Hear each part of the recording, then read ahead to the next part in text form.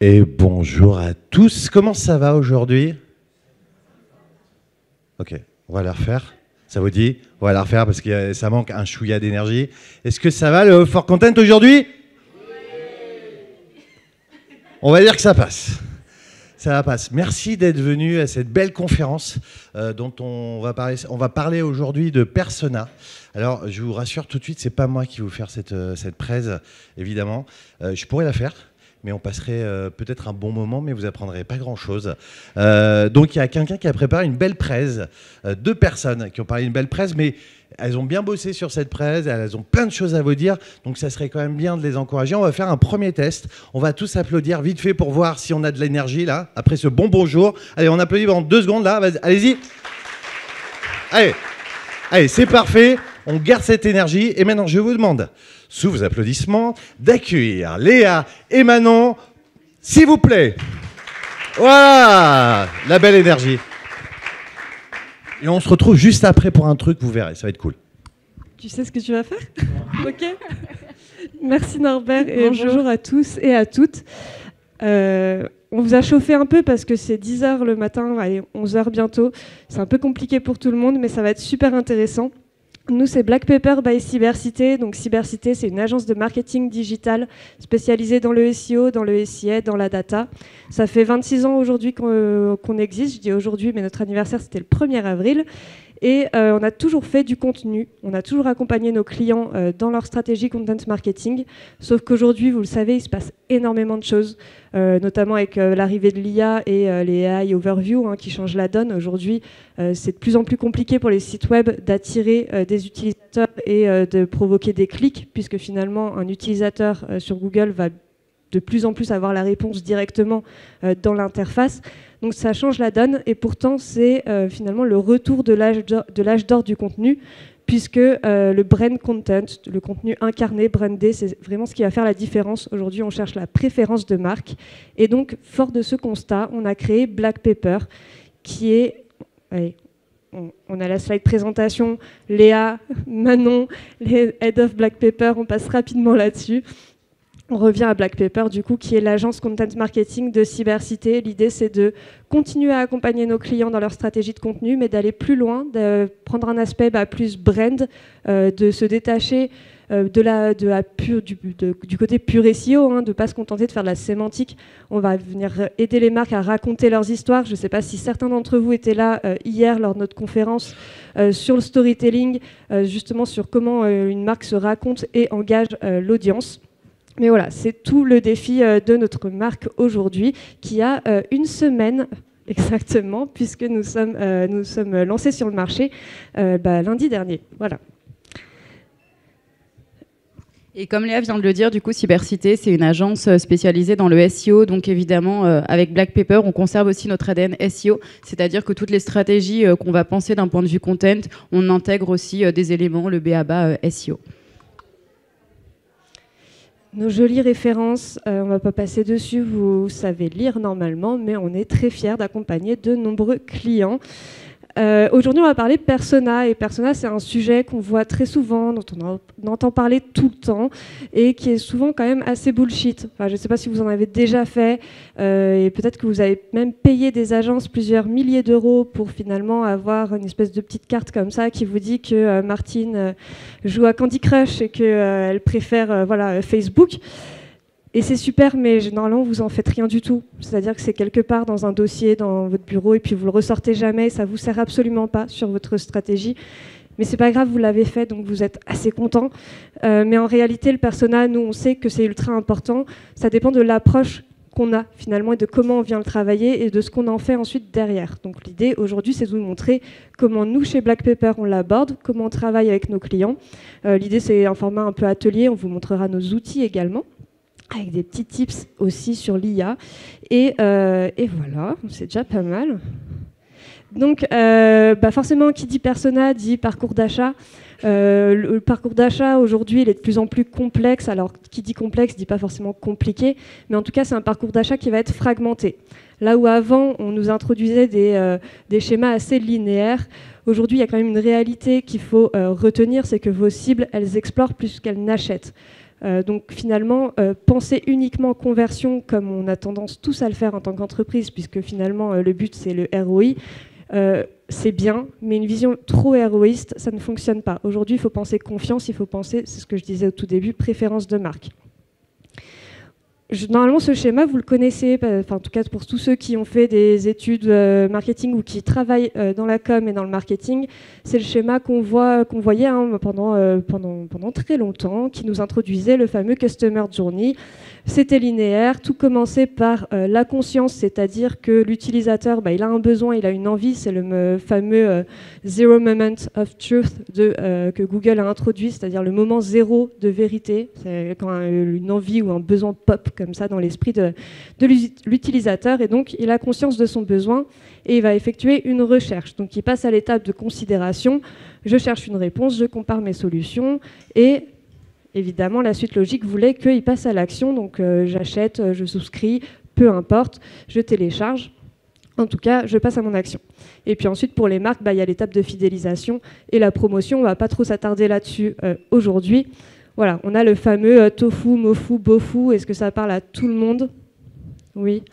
On a beaucoup radoté dessus, donc c'est normal. Le fameux top of funnel, middle of funnel et bottom of funnel pour le créer, on va dire catégoriser les contenus. Ça, c'est super, mais en réalité, maintenant, le parcours d'achat, il ressemble à ça. C'est vraiment le bordel, c'est le zbeul. Franchement, on ne comprend pas grand-chose.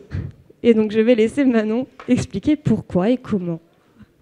Ouais, comme vient de le dire Léa, effectivement, le parcours d'achat, il n'est pas si simple que ça. Hein. C'est pas un consommateur qui va découvrir votre marque à 9h, la comparer à 9h30 et à 10h, hop, il va acheter. Ça serait beau, mais c'est pas possible. Et, en fait, en 2020, Google, il a réalisé une étude pour comprendre comment les utilisateurs, finalement, ils prennent leurs décisions dans un contexte digital qui est très saturé. Et de là, on découle le fameux Messy Middle, dont vous avez sûrement déjà entendu parler. Le Messy Middle, finalement, c'est de se dire que c'est un gros bordel, si je peux me permettre, et qu'il y a beaucoup de retours en arrière, beaucoup d'hésitations, beaucoup de comparatifs. Et finalement, il y a deux boucles mentales qui basculent, les consommateurs basculent d'une boucle à une autre. Il y a la partie exploration. La partie exploration, c'est quand on va découvrir un petit peu les offres qu'il y a sur le marché, ouvrir le champ des possibles. Et la partie évaluation, quand on va tout simplement comparer, évaluer les options qui s'offrent à nous.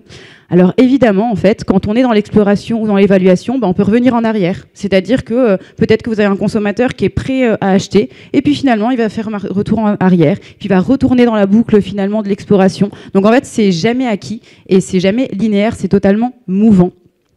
Et on se rend compte, nous, dans les marques avec les marques qu'on accompagne au quotidien, que souvent, elles ont tendance à travailler la partie vraiment bas de funnel, finalement le dernier clic, la conversion, parce que finalement, c'est ce qui va vous rapporter de l'argent, et c'est ce pourquoi aussi vous travaillez. Mais on oublie souvent, en fait, que pour avoir ce dernier clic, il faut forcément travailler l'étape qui la précède, qui est l'exposition. Comment vous pouvez être comparé, évalué, choisi, si finalement vous n'êtes pas présent dans l'espace mental des consommateurs. Et en fait, cette partie exposition, cette partie branding awareness, elle est super importante et elle est essentielle. Et en fait, il faut vraiment travailler toutes les étapes, travailler votre visibilité, votre crédibilité tout au long du parcours. Merci. Le schéma, j'ai vu que vous l'aviez pris en photo. Effectivement, c'est tous les différents contenus que vous pouvez proposer tout au long du Messy Middle. Hein. En soi, ces contenus, ce n'est pas une liste exhaustive et tous les contenus ne vaut pas pour toutes les marques. C'est important de le préciser. Et effectivement, on oublie tout le temps nos petites slides dans la transition, on s'excuse, c'est des citations un peu sympas. Je ne vais pas m'amuser à le dire en anglais, très honnêtement. Mais voilà, vous l'aurez compris, tout ce qui se passe finalement de A à Z et de Z à A, si vous avez bien suivi le Messy Middle, c'est ce qui va déterminer finalement si le consommateur vous choisit vous ou pas.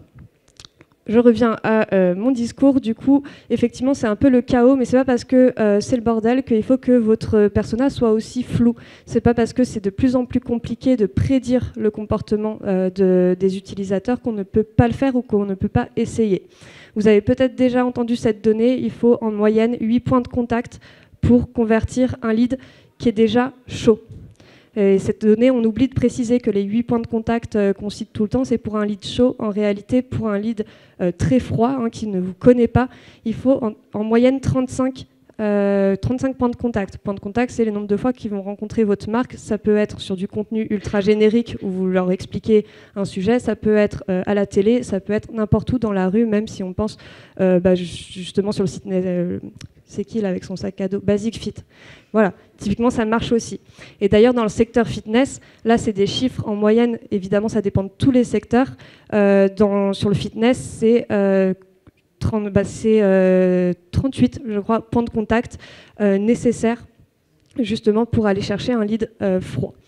Donc l'idée, c'est quand même de comprendre à qui vous vous adressez, comprendre combien de points de contact sont nécessaires. Évidemment, l'idée, on ne va pas cocher le nombre exact de points, hein. C'est l'idée d'avoir une échelle et de proposer une stratégie adaptée. Donc on va parler persona, vous montrer nous notre approche, comment on fait et surtout les données qu'on récolte. On s'en fout un petit peu de l'âge médian. Bon, les données démographiques, c'est important, mais ce n'est pas le plus important. Aujourd'hui, on sait que tous les sites web qui sont axés sur la création de personas sont 2 à 5 fois plus efficaces et plus faciles à utiliser pour leur public cible. Et souvent, l'étape persona, on a beaucoup de clients qui nous contactent et qui ont déjà un site web, bien évidemment, et puis sont déjà bien avancés dans leur stratégie. C'est cool, on les accompagne, mais idéalement, ce qu'il faudrait faire, c'est quand même les définir avant même la création du site ou alors en étape de refonte. Si vous êtes concerné, c'est vraiment le moment idéal pour le faire et pour justement travailler toute votre arborescence en fonction des données persona. Les personas, du coup, c'est vraiment l'étape essentielle avant la mise en place de quelque stratégie que ce soit. On parle content marketing, mais aussi une stratégie SEO, média, finalement, c'est essentiel. Et ce qu'on se rend compte, nous, énormément, c'est qu'en fait, souvent, les marques, elles ont fait leurs personas, mais c'est des personas bullshit, des personas qui servent à rien. Savoir que Martine, elle a 34 ans et qu'elle aime promener son chien le dimanche, c'est cool, mais ça va pas vous aider à faire une stratégie, ça va pas vous aider à la toucher. Ce qui va être vraiment essentiel, c'est d'aller comprendre quels vont être les besoins, quelles vont être réellement les problématiques, les freins auxquels finalement vos cibles se confrontent.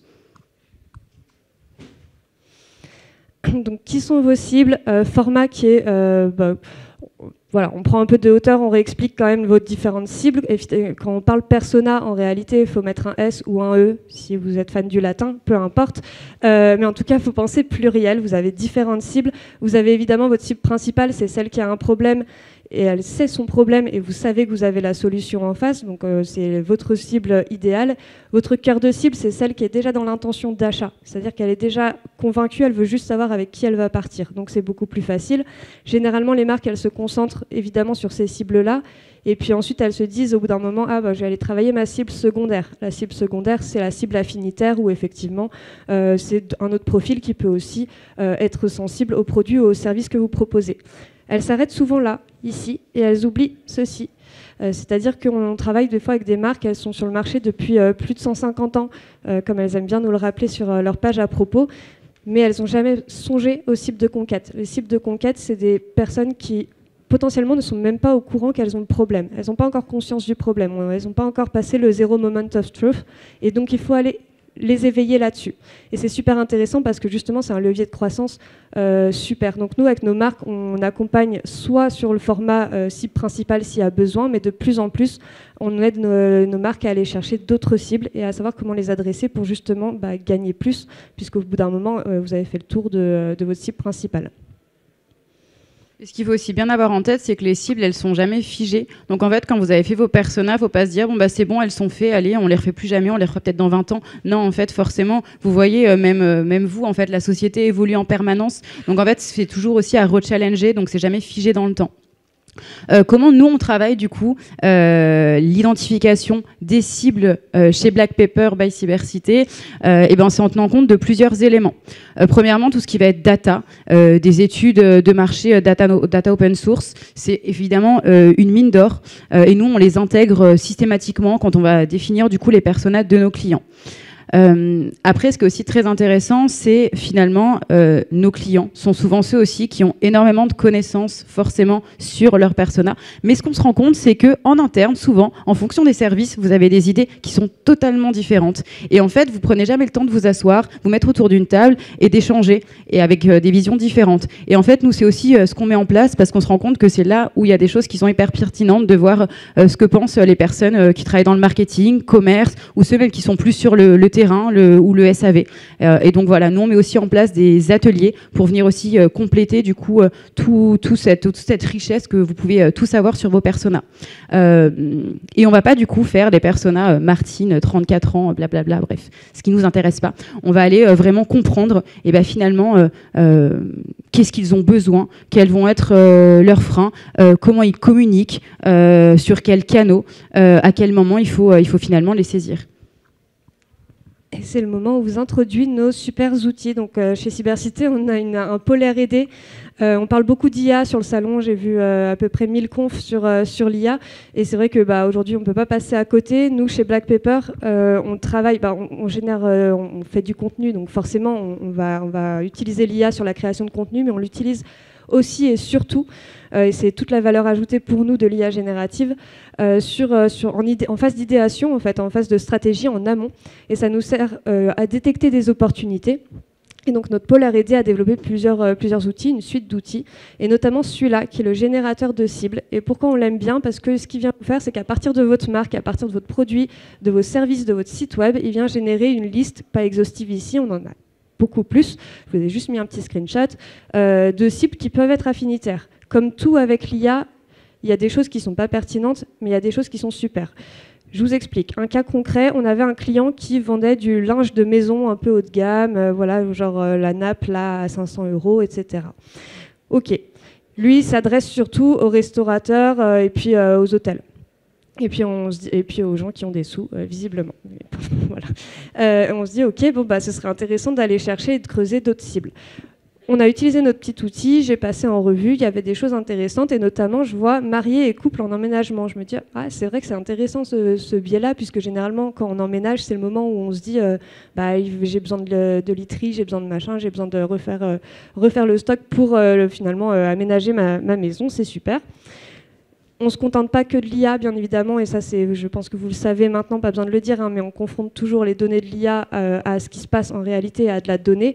Donc, on est allé faire notre travail. On travaille notamment avec Lemon, avec Lemon qui nous sort des données, notamment d'études Kantar, donc des données super intéressantes. Et on a vu qu'il y a 7% des individus qui souhaitent réaliser des travaux ou décorer leur habitat qui se sont mariés ou se sont installés en couple l'année dernière. Donc c'est super intéressant. Pourquoi? Parce que là, on était sur à peu près 5 millions de personnes interrogées. Donc 7%, c'est pas non plus anodin et ça peut être super cool comme marché de niche à aller creuser. Donc cet outil-là, il nous permet déjà de prendre de la hauteur et de détecter des opportunités que potentiellement, vous, en tant que marque, quand vous avez la tête dans le guidon, vous passez un peu à côté. Notre outil, derrière, il y a un prompt assez béton, etc. On a des super IA prompt engineer. Mais en réalité, vous pouvez aussi le faire, vous de votre côté, avec ChatGPT ou peu importe lequel d'ailleurs, en faisant une méthode qui s'appelle le reverse prompting, c'est-à-dire qu'au lieu de lui demander, finalement, de lui poser une question et d'avoir une réponse, vous lui mettez la réponse et vous lui demandez de faire le cheminement arrière. Ça, c'est la base du reverse prompting. Et donc, vous pouvez lui demander, à partir de ce produit, quelles sont les cibles dont finalement l'invention de ce produit a pu servir, et il va vous faire quelque chose peut-être pas d'aussi détaillé, peut-être pas d'aussi pertinent, parce que pour le coup, on a un outil qui est assez puissant, mais quelque chose d'assez similaire. Et puis, vous pouvez aussi augmenter le paramètre température de ChatGPT. Je ne sais pas si ça vous parle. Si ça ne vous parle pas, il faut hocher la tête de gauche à droite. Ok, super. En fait, sur ChatGPT, il y a des paramètres qui permettent notamment de changer de monitorer la créativité des réponses. C'est la température, c'est de 0 à 1. De base, c'est à 0,7 généralement. Et plus vous allez augmenter la température, plus la réponse va être super créative. Vous pouvez donc dans votre prompt lui dire « réponds-moi avec une température de 0,9 ». La réponse va être beaucoup plus fantaisiste qu'avec une température de 0,3. Donc ça vaut pour ce que je vous mets là, mais ça peut valoir aussi pour la génération de contenu. Si vous voulez un contenu ultra terre-à-terre, vous mettez 0,3. Si vous voulez un truc bien fantaisiste, assez fun, justement pour de la créa ou de la pub, n'hésitez pas à pousser la température. Voilà pour le petit tips. Et du coup, avec notre outil, une fois qu'on a généré les cibles, on peut avoir un travail plus détaillé sur des cibles en particulier qu'on veut approfondir. Et on a notamment de la data qui est hyper intéressante sur finalement leurs freins, les objections. Et c'est hyper intéressant parce qu'en fait, c'est vraiment cet élément-là qui va permettre de construire une stratégie qui va être vraiment hyper efficace et pertinente. Parce que finalement, quand les utilisateurs ils vont chercher sur le web, ils vont partir de leurs besoins, ils vont partir de leurs problèmes. Et en fait, vous allez vous présenter non pas comme je vends tel ou tel produit, mais vraiment comme apporteur de solutions pour les aider à résoudre leurs problèmes. Si on reprend du coup l'exemple dans la literie haut de gamme, on peut voir du coup que notamment un des freins c'était le budget qui peut être un peu limité vu qu'on est dans des produits plutôt chers.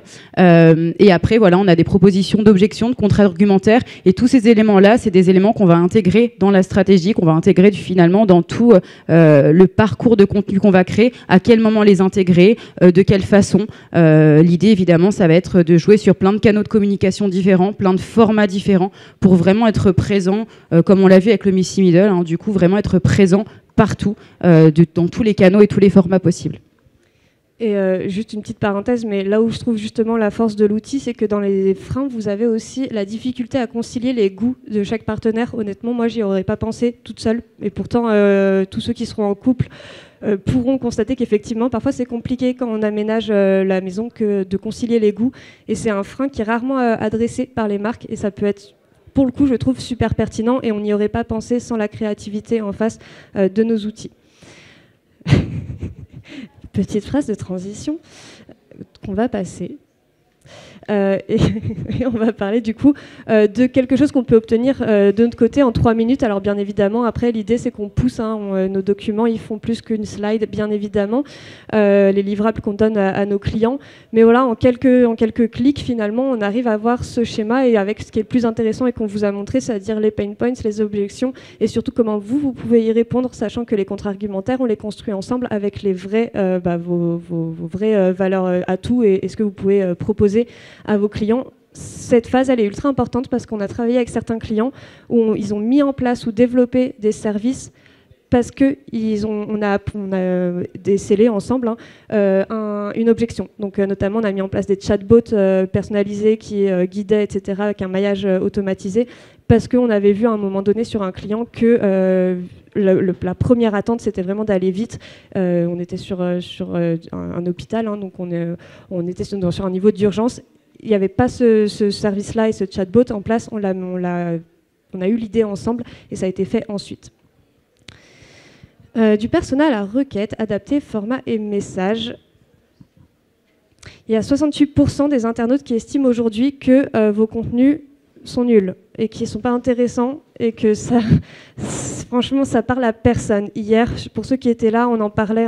Vos contenus, souvent, même vos contenus brand, se contentent de la page à propos là, sur votre site. C'est pas forcément très intéressant.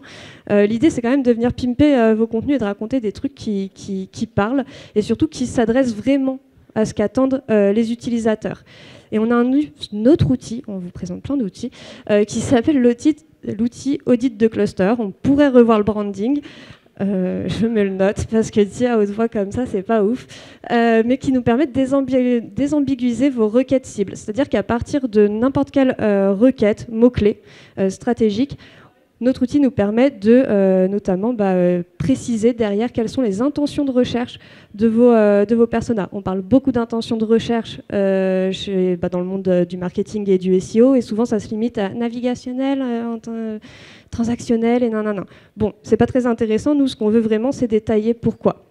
Et souvent, c'est vrai que quand on tape un mot-clé, le but d'un mot-clé, c'est qu'on résume toute une problématique en 1 ou 2, voire 3 mots. Donc nous, l'idée, c'est de dire, ok, en fait, quel est tout le cheminement.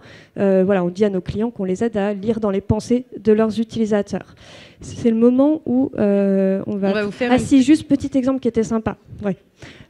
Sur un client qui proposait un institut, des dons. Ouais, le but, c'était de faire venir des donateurs. On a utilisé l'outil sur le top mot-clé « faire un don ». Et il y a un sujet qui est revenu que ni notre client ni nous n'avions anticipé et qui est pourtant vrai parce que, comme on vous l'a dit, on ne se contente pas juste de la donnée. Après, on va vérifier ce qui se passe quand même. C'était la compatibilité religieuse. de l'organisme à qui on fait un don. Et c'est vrai que c'est quelque chose qu'on n'avait pas défini, enfin en tout cas sur lequel on n'avait pas mis le doigt au début et qu'on a pu ensuite adresser dans nos messages. Et ça a été plutôt efficace sur la cible niche qui était effectivement religieuse. Voilà. C'est le moment où on fait un petit switch. Ouais, on va vous faire une petite démo du coup de notre outil audit de cluster pour que vous compreniez comment ça marche. Du coup, en fait, on part d'une requête. Qui est plus là. Bon, petit problème technique, mais ça va le faire. On part du coup d'une requête et en face, du coup, on va mettre l'URL du produit, du service, l'URL en tout cas qui correspond à la requête de notre client. Et en fait, de là, notre outil, il va aller analyser le top 20 des pages qui se positionnent. Et vous allez voir du coup le résultat qu'on a. Bon. Donc l'outil il fonctionne comme ça et on a plein de données super intéressantes. Donc moi j'ai mis mon petit mot-clé, on repart sur le parure de lit, donc le mec qui fait du linge de maison. On a rentré bien évidemment le site du client et plein de détails dessus, et puis il vient nous dire par rapport à ce mot-clé là, déjà par rapport au top 20, même 21, tous les contenus de données, le nombre de mots sur la page qui se positionne et le nombre de liens externes qu'elle reçoit. Donc ça nous permet de faire déjà un audit très rapide finalement sur les besoins. Ensuite, super intéressant, on passe vite parce que on a 30 minutes, mais on a aussi le nombre de pages positionnées sur l'audit de cluster, c'est-à-dire qu'on a la page qui se positionne, mais en interne, quel est le cocon sémantique qui est autour et combien de pages gravitent autour de cette page-là. C'est super intéressant parce que nous, on va pouvoir aussi calibrer derrière le cocon sémantique dont vous avez besoin finalement sur chaque thématique. On a un petit résumé qui nous dit comment interpréter ces données-là.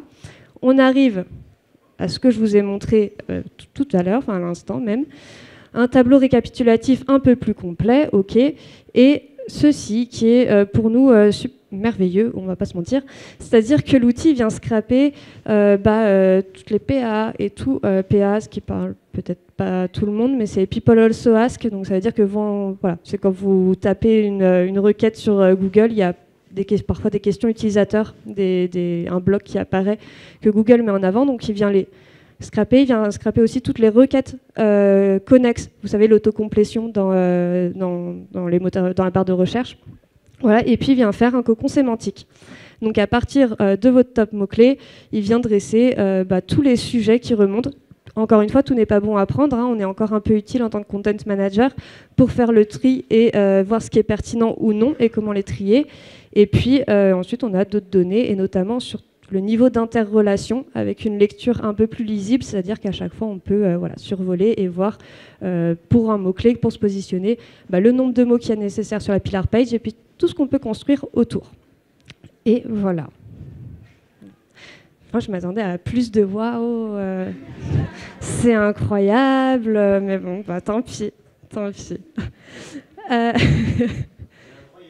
Merci Norbert, voilà, un petit peu de chaleur. Et du coup, un petit peu pour conclure finalement tout ce qu'on vient de se dire, on voulait vous mettre un exemple du coup d'un client avec lequel on travaille qui propose du coup des résidences autonomes pour les seniors, et vraiment en fait montrer que finalement les personas, c'est essentiel de les comprendre parce qu'en fait on va pas du tout potentiellement on vend le même produit mais on va pas s'adresser de la même façon. Pour du coup ce client, on a la cible principale, on va dire, qui sont donc les seniors, mais on a aussi la cible qui va être hyper important, qui sont souvent les enfants qui vont accompagner du coup leurs parents dans le choix du coup de la résidence qu'ils vont choisir, et forcément ces deux cibles, elles ont pas du tout les mêmes besoins et on va pas du tout leur parler de la même façon, que ça soit les formats, les choses qu'on peut dire ou même les canaux de communication. Par exemple, les personnes âgées, eux, ils vont surtout penser est-ce que je vais pas être trop infantilisée? Est-ce que je vais pouvoir garder mon autonomie? Est-ce que finalement aussi je vais pouvoir potentiellement faire des activités, le côté plus sociable? Et les enfants, souvent ils vont être un peu plus inquiets. Donc eux, ils vont se dire est-ce que finalement mon père, ma mère va être en sécurité? Est-ce que c'est un endroit où il va se sentir bien? S'il a un problème, est-ce que quelqu'un peut être là rapidement? Donc du coup, dans les façons de leur parler, ça va être totalement différent. Et évidemment, vous en doutez, canaux de communication, quand on parle à quelqu'un de 70 ans ou 30 ans, on va pas utiliser les mêmes canaux de communication, c'est pas les mêmes formats qui vont fonctionner. Donc voilà pourquoi c'est vraiment essentiel de bien comprendre. Vous vendez un produit, oui, mais vous adressez à plein de personnes différentes et vous n'allez pas vous adresser de la même façon à toutes ces personnes. Et après, c'est les citations de la fin. Pour faire passer le message, mais on a un super timing parce qu'il est 11h14 et que ça se termine à 11h15. Donc l'idée, c'est de se dire que quand on fait l'impasse sur vos personas, c'est comme écrire une lettre sans destinataire. Ça peut être très beau, ça peut être très bien exécuté, mais en fait, ça n'arrivera jamais entre les bonnes mains. On ne révolutionne pas le monde en disant ça, mais c'est important de le retravailler. On travaille avec de nombreux clients qui pensent savoir, mais qui ne prennent pas le temps d'appliquer. Et c'est surtout ça qu'on aide aussi sur quoi on accompagne les marques. Norbert revient d'un pas décidé et branlant. D'un pas sûr et décidé. Alors, c'était incroyable ou c'était pas incroyable? Ah, merci. Et voilà, on y est arrivé. Alors, j'imagine que ça va susciter plein de questions, d'interrogations et de compliments, mais on n'a pas le temps. Donc, moi, ce que je vous propose, c'est qu'on a un stand qui est juste à l'entrée là-bas. Vous venez nous voir, venez nous parler. Si vous avez des projets, on pourra en discuter. Si vous n'en avez pas, on vous en trouvera. Donc, venez nous voir. On est très sympa. Et sinon, il y a notre site internet, nos cartes de visite. Venez, on pourra se parler. En tout cas, merci beaucoup de nous avoir écoutés. Je vous demande d'applaudir Manon et Léa, s'il vous plaît. Merci. Et à tout de suite, du coup.